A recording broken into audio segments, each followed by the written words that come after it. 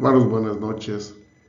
Estamos en la noche del lunes en el devocional que la Primera Iglesia Bautista de Monterrey ofrece para sus miembros, para sus amigos, para sus invitados, para hermanos de otras partes.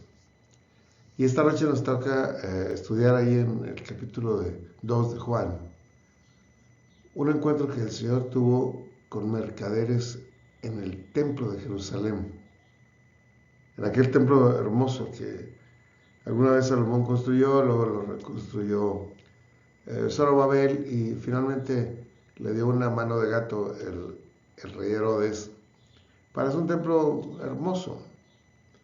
Pero digan ustedes quién lo construyó, sino a quién fue construido el templo. El templo es construido para tener comunión con Dios. Para eso es que se construyen los templos. Claro, hoy en día pueden tener otros intereses turísticos, entre otros. Pero la realidad es que el templo está hecho para que tengamos comunión con Dios. Y el Señor encontró a personas que no estaban buscando esa comunión, sino que haciendo otras cosas, otros negocios, otras actividades. Y el Señor mostró su sentir con toda intensidad y con todo celo. Y debemos escuchar al Señor Jesús para que Él nos encuentre haciendo lo correcto en el templo cuando Él venga por nosotros y en tanto que Él viene por nosotros. Les invito a leer aquí el pasaje, está en Juan 2, aparece a un lado de mí si usted quiere leerlo. Dice, estaba cerca la Pascua de los judíos y subió Jesús a Jerusalén y halló en el templo a los que vendían bueyes, ovejas y palomas y los cambistas ahí sentados. Y haciendo un azote con cuerdas, echó fuera del templo a todos, y a las ovejas y los bueyes, y esparció las monedas de los cambistas, y volcó las mesas. Y dijo a los que vendían palomas, quiten esto de aquí, no hagan de la casa de mi padre una casa de mercado. Como antecedentes les diré que el templo de Jerusalén significaba todo para los judíos. Era la casa de Dios, la casa de ellos. Viajaban a visitarlo, incluso los que vivían en ciudades y en comunidades muy lejanas, venían a las fiestas de Jerusalén para estar en el templo y realmente disfrutaban su estancia en el templo. Llegaron a sentirse orgullosos del templo, llegaron a sentirse seguros teniendo un templo. En un principio pensaban porque Dios está entre nosotros, pero después fueron perdiendo la figura de Dios y sus leyes, pero teniendo seguridad, confianza y orgullo en el templo. Llegó a pasar que en el templo se portaban muy bien, pero allá en sus comunidades hacían lo que querían. Se fue diluyendo su relación con Dios, pero no la relación con el templo al cual admiraban y respetaban la mayoría de los judíos. Era el punto de congregación de todo el pueblo en las fiestas judías. ¿Se acuerdan? Había como unas 7 fiestas durante el año y estaban viniendo a esas fiestas los judíos de todas las tribus. Representaban la presencia de Dios dentro del pueblo y era el edificio más suntuoso, más hermoso de toda la nación. Bueno, pues el Señor Jesús visitó el templo varias veces, ¿no?, durante su vida. De hecho, a los pocos días de nacido, él fue presentado en el templo.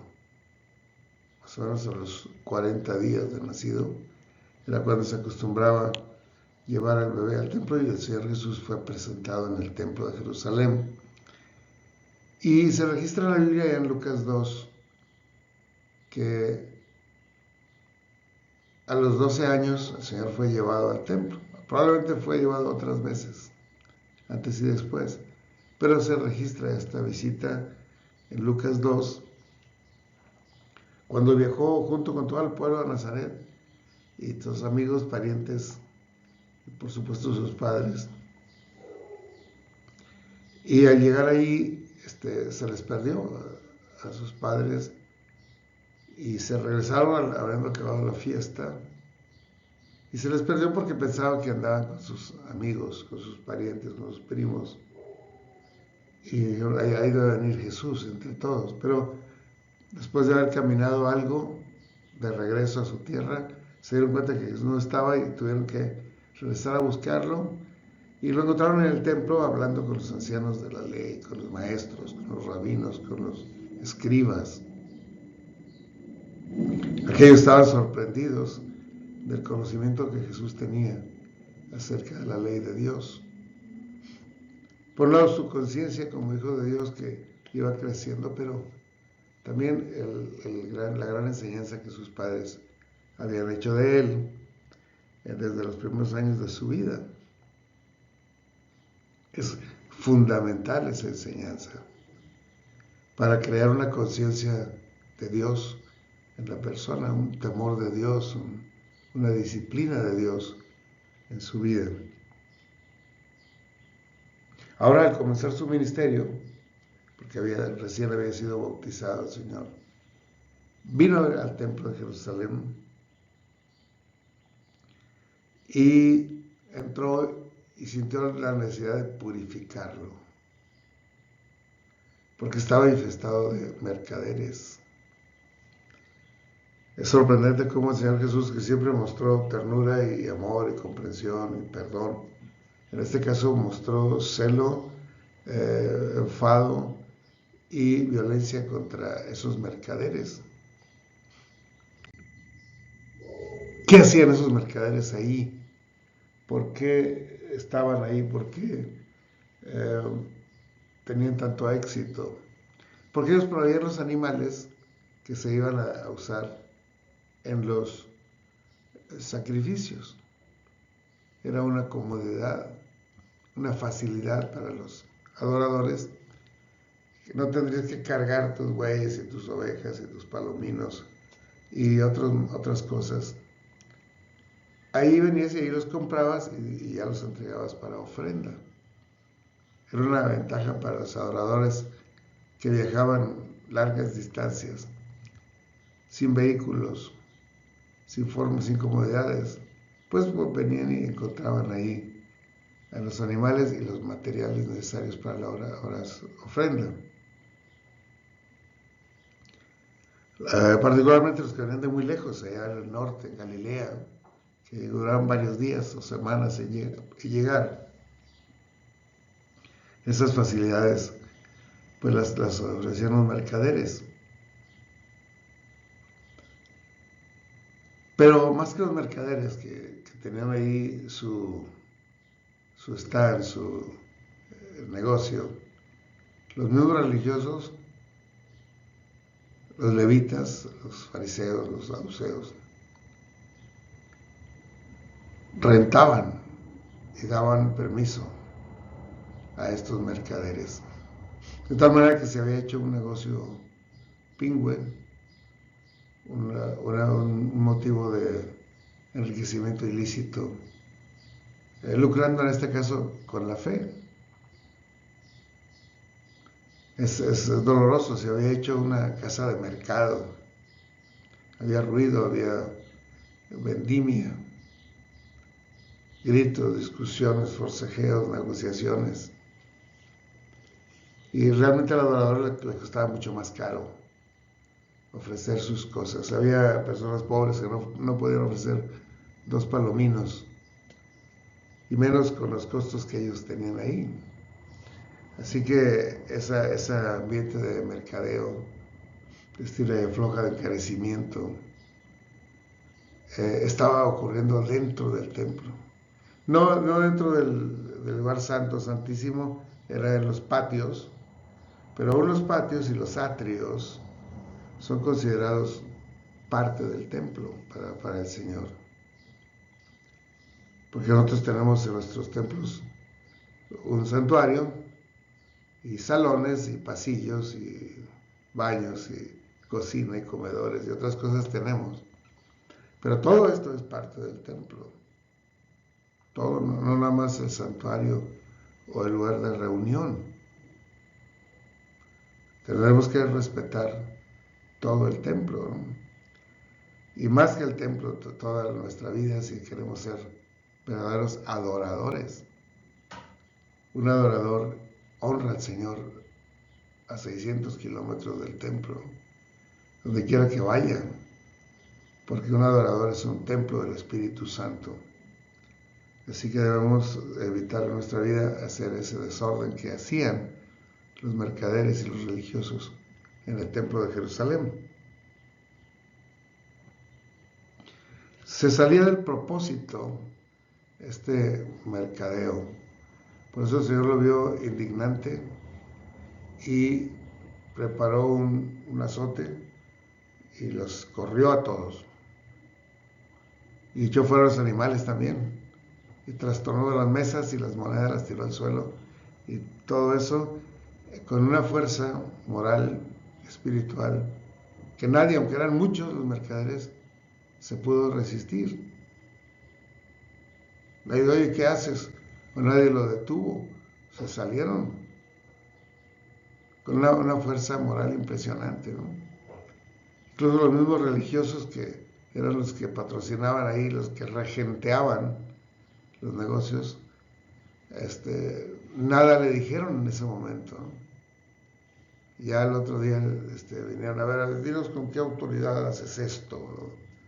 Porque ya se pusieron de acuerdo, se reunieron, se pusieron de acuerdo, vamos a preguntarle, oye, ¿por qué hizo eso? Se reunieron para ver qué le decían al Señor Jesús. Muy, muy duro esto.